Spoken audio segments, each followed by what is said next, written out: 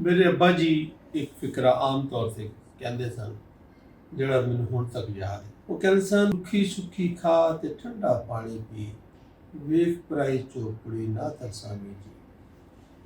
ਇਹਦਾ ਮਤਲਬ ਬਚਪਨ ਤੇ ਬਹੁਤ ਨਹੀਂ ਸੀ ਸਮਝ ਆਇਆ, ਲੇਕਿਨ ਵੱਡੇ ਹੋ ਕੇ ਬੜਾ ਸਮਝ ਆਇਆ ਕਿ ਇਸ ਵੇਲੇ ਪੂਰੀ ਦੁਨੀਆ ਦੇ ਜਿਤਨੇ ਵੀ ਮਸਾਇਲ ਨੇ, ਉਹਨਾਂ ਦੇ ਅਕਸਰ ਮਸਾਇਲ ਦੀ ਜੜ ਜਿਹੜੀ ਹੈ ਨਾ, ਉਹ ਇਹ ਵੇ ਕਿ ਇਨਸਾਨ ਦੇ ਅੰਦਰ ਜੋ ਕੁਛ ਰੱਬ ਨੇ ਉਹਨੂੰ ਦਿੱਤਾ ਹੋਇਆ ਨਾ, ਉਹਦੇ ਤੋਂ ਉਹਨੂੰ ਸਬਰ ਨਹੀਂ ਆ ਰਿਹਾ।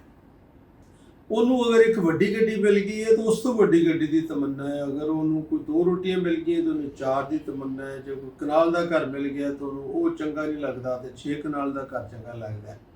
ਇਸ ਤਗੋ ਦੌੜ ਦੇ ਅੰਦਰ ਆ ਕੇ ਨਾ ਸਭ ਲੋਕਾਂ ਦਾ ਮਸਲਾ ਇਹ ਬਣ ਗਿਆ ਕਿ ਵੀ ਜਿਸਮਾਨੀ ਬਿਮਾਰੀਆਂ ਤਾਂ ਅਲੱਗ ਹੋ ਹੀ ਗਈਆਂ ਨੇ ਕਿ ਜਿਹੜੀਆਂ ਇਨਸਾਨ ਦੀ ਓਵਰ ਵਰਕਿੰਗ ਕਰਕੇ ਹੁੰਦੀਆਂ ਨੇ, ਲੇਕਿਨ ਇਹਦੇ ਨਾਲ ਨਾਲ ਉਹਨੂੰ ਨਫਸਿਆਤੀ ਬੇਸ਼ੁਮਾਰ ਮਸਾਇਲ ਦਾ ਸਾਹਮਣਾ ਕਰਨਾ ਪੜ ਰਿਹਾ।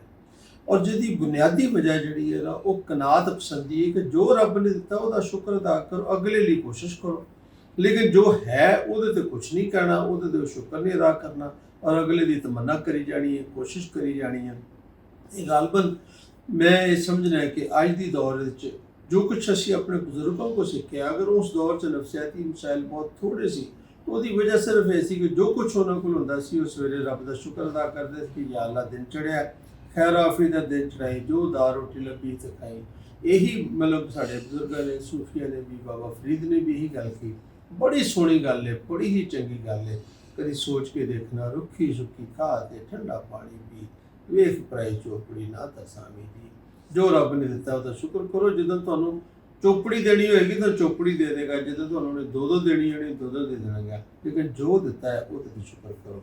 ਅੱਲਾਹ ਰੱਬੁਲ ਇੱਜ਼ਤ ਤੋਂ ਦੁਆ ਹੈ ਕਿ ਅੱਲਾਹ ਤਾਲਾ ਮੈਨੂੰ ਵੀ ਤੇ ਤੁਹਾਨੂੰ ਵੀ ਆਪਣਾ ਸ਼ੁਕਰ ਅਦਾ ਕਰਨ ਦੀ ਤੌਫੀਕ ਤਾ ਫਰਮਾਵੇ। ਔਰ ਉਹ ਕਹਿੰਦਾ ਆਪਣੇ ਕੁਰਾਨ 'ਚ ਕਹਿੰਦਾ, ਜੇ ਤੁਸੀਂ ਮੇਰਾ ਸ਼ੁਕਰ ਅਦਾ ਕਰੋ ਤਾਂ ਮੈਂ ਤੁਹਾਨੂੰ ਬਹੁਤਾ ਦੇਵਾਂਗਾ। ਤਾਂ ਗਿਲੇ ਸ਼ਿਕਵੇ ਕੱਟ ਕਰਿਆ ਕਰੋ, ਮੇਰੇ ਕੋਲ ਇਹ ਵੀ ਨਹੀਂ, ਫਲਾਣੇ ਕੋਲ ਉਹ ਹੈਗਾ, ਮੇਰੇ ਕੋਲ ਇਹ ਵੀ ਨਹੀਂ, ਫਲਾਣੇ ਕੋਲ ਉਹ ਹੈਗਾ। ਉਹ ਤੁਸੀਂ ਇਹ ਵੀ ਤਾਂ ਦੇਖੋ, ਜੋ ਤੁਹਾਡੇ ਕੋਲ ਹੈਗਾ ਉਹ ਅੱਧੀ ਦੁਨੀਆ ਕੋਲ ਨਹੀਂ ਹੈਗਾ। ਅੱਧੀ ਦੁਨੀਆ ਅੱਜ ਸਵੇਰੇ ਉੱਠ ਕੇ ਹਸਪਤਾਲ 'ਚ ਪਈ ਹੈ, ਕੋਈ ਜੇਲ੍ਹਾਂ 'ਚ ਪਿਆ, ਕੋਈ ਸਵੇਰੇ ਵਿਚਾਰਾ ਚੌਂਚ ਖੜਾ ਹੋ ਕੇ ਨੌਕਰੀ ਲੱਭਣ ਡਿਆ। ਤੇ ਅਗਰ ਅੱਲਾ ਨੇ ਤੁਹਾਨੂੰ ਕਾਰੋਬਾਰ ਵੀ ਦੇਤਾ, ਕੰਮ ਵੀ ਦੇਤਾ, ਔਲਾਦ ਵੀ ਦੇਤੀ, ਸਵੇਰੇ ਕਾਰੋਬਾਰ ਵੀ ਦੇਤਾ, ਤੇ ਥੋੜਾ ਕੁਝ ਨਹੀਂ ਹੈਗਾ, ਸਿਹਤ ਔਰ ਤੰਦਰੁਸਤੀ ਵੀ ਦੇਤੀ। ਔਰ ਰਲ ਮਿਲ ਕੇ ਰੱਬ ਦੇ ਸੋਹਣੇ ਦਾ ਸ਼ੁਕਰ ਅਦਾ ਕਰੀਏ ਤੇ ਇਨਸ਼ਾਅੱਲਾ ਉਹਦੀ ਸ਼ੁਕਰ ਅਦਾ ਕਰਾਂਗੇ ਤਾਂ ਸਾਨੂੰ ਇਸ ਤੋਂ ਵੀ ਬਹੁਤਾ ਦੇਗਾ। ਸਾਡੀ ਗੱਲ ਤੁਹਾਨੂੰ ਚੰਗੀ ਲੱਗੇ ਤੇ ਅੱਗੇ ਤੱਕ ਪਹੁੰਚਾਉਣ ਸਾਡੀ ਮਦਦ ਕਰਨਾ। बहुत बहुत शुक्रिया, जज़ाकल्लाह खैर।